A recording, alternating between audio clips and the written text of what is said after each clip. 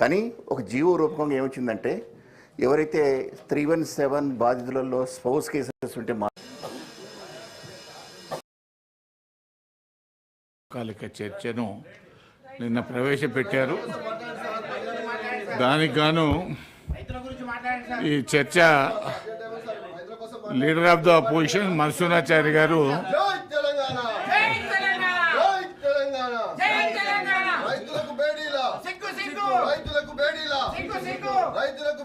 మన్సూరాచారి గారు మాట్లాడతారా? కవిత గారు మీరు మాట్లాడతారా? పర్యాటక విధానం మీద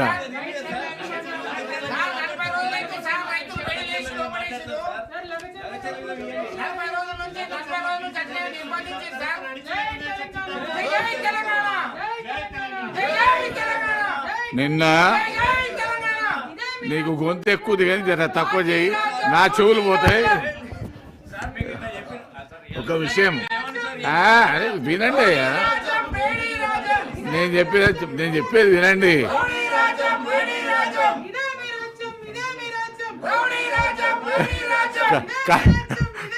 కవిత గారికి స్లోగన్ లేక చాలా రోజులు అయింది. స్లోగన్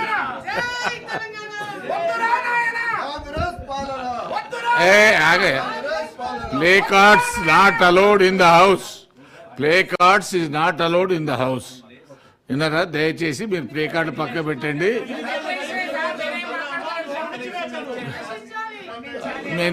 తర్వాత ఇంకొకటి ఏంటంటే చెప్పేది వినండి. నిన్న బిఏసీలో గౌరవ ప్రతిపక్ష నాయకులు మన్సూరాచారి గారు కొన్ని డిస్కషన్స్కి ఏవే పాయింట్లు కావాలో, అరే ఇది కూడా ఉందయ్యా దాంట్లో, నిన్న వారు పెట్టారు. మేము దాన్ని బిఏసీలో చెప్పాము. బిఏసీలో అది చెప్పాము. శాసనసభలో శాసన పరిషత్తులో కూడా దాని మీద చర్చ తీసుకుందామని చెప్పాము.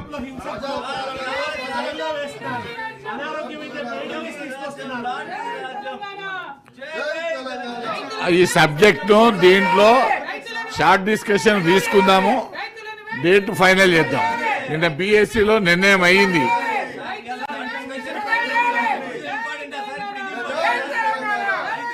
ప్లే కార్డు పక్కన పెట్టండి, ప్లే కార్డు దాచిపెట్టుకొని మాట్లాడండి.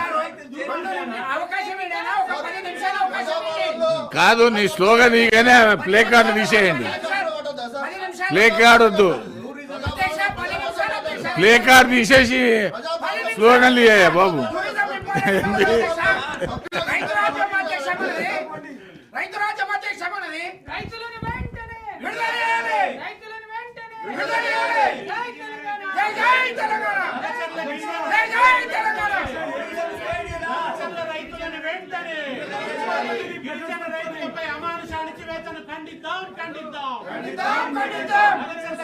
రైతులపై అమానుష అణచివేతను ఖండిద్దాం.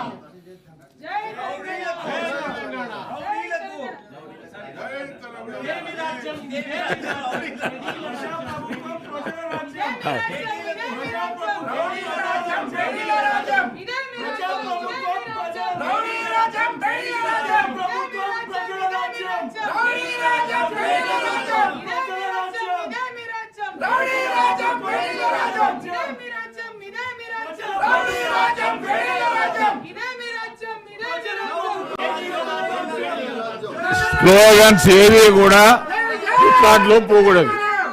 ఏ స్లోగన్ కూడా రికార్డులోకి పోదు.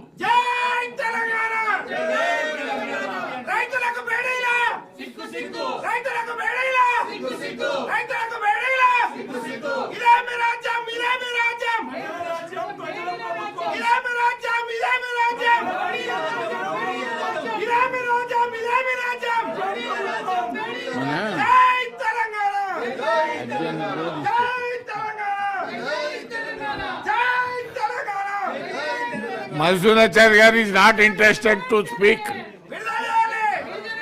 on tourism policy. T. Jeevan Reddy garu tourism policy మీద మాట్లాడారు. హౌస్ ఆర్డర్లో పెట్టండి సార్. హౌస్ ఆర్డర్లో పెట్టండి సార్, హౌస్ ఆర్డర్లో పెట్టండి. ప్లీజ్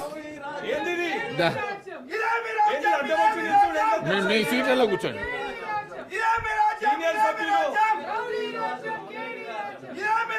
మీ సీట్లలో కూర్చోండి.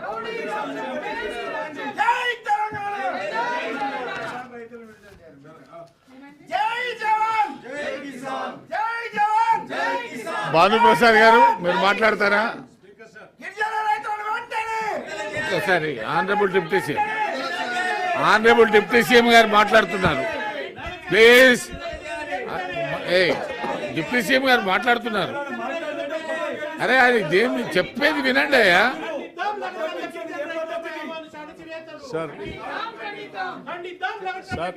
అధ్యక్ష, డిప్యూటీ సీఎం గారు మాట్లాడతారు, వినండి. I want to make an appeal to them all the members. Yes. ఒకసారి వాళ్ళు కూర్చుంటే I want to make an appeal. నేను అప్పీల్ చేసిన తర్వాత యూ కెన్ డిసైడ్. ప్లీజ్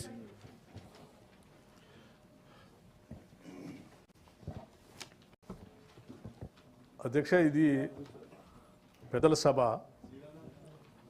ఇక్కడ బాగా లోతుగా చర్చలు జరుగుతాయని ఇక్కడ ఉన్నటువంటి వాళ్ళంతా కూడా వారి మేధస్సుని రాష్ట్ర ప్రయోజనాల కోసం పెద్ద ఎత్తున చర్చించి ప్రభుత్వాలు కూడా తగు సూచనలు ఇస్తారని ప్రభుత్వం కూడా ఈ సభ చుట్టూ సభ పైనే ఎక్కువగా ఆధారపడటానికి ప్రయత్నం చేస్తూ ఉంటుంది. మేము కూడా ఈ సందర్భంగా సభలో ఉన్నటువంటి గౌరవ సభ్యులందరికీ నేను ఒకటే విజ్ఞప్తి చేస్తూ ఉన్నాను. చాలా ఔన్నత్యం కలిగినటువంటి సభ, పెద్దల సభ. మీరు సాధ్యమైనంత వరకు మీ అభిప్రాయాలని మైక్ తీసుకొని ఏ సబ్జెక్ట్ ఉన్నా కానీ మీరు కొంత మీ మేధస్సును ఉపయోగించి సలహా సూచనలు ఇస్తే రాష్ట్ర ప్రయోజనాలకు ఉపయోగపడుతుంది. అట్లాగే మీరు చెప్పాలనుకున్నటువంటి సబ్జెక్టు సంబంధించి కూడా నిన్న బీఎస్సీలో మనం చర్చించాము. ఆ బీఎస్సీలో గౌరవ సభ్యులు ప్రతిపక్ష పార్టీ సంబంధించినటువంటి మధుసూదనాచారి గారు వారు కూడా సూచన చేశారు. వ్యవసాయానికి సంబంధించి, రుణమాఫీకి సంబంధించి కొంత ఒక చర్చ తీసుకోవాలి, షార్ట్ డిస్కషన్ అని. వ్యవసాయానికి రైతులకు సంబంధించినటువంటి చర్చ తీసుకున్నప్పుడు డెఫినెట్గా దాని చుట్టూ ఉన్నటువంటి అన్ని అంశాలు దాంట్లోకి వస్తాయి. ఆ షార్ట్ డిస్కషన్లో ఒక్క నిమిషం